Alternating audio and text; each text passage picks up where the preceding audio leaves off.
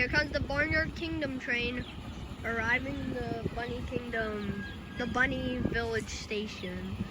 Unfortunately, it's not the New York Central F40 on it.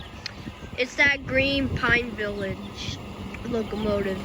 It's such a cute little train. It is. It's automatic. Or no, it's not. There's a driver.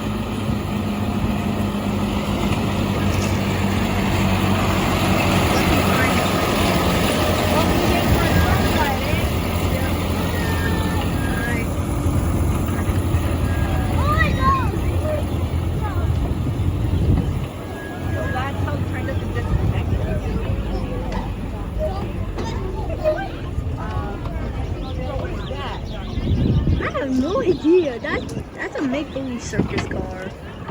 What's supposed to even go on? Probably like some sort of freight. Share, like, subscribe, goodbye.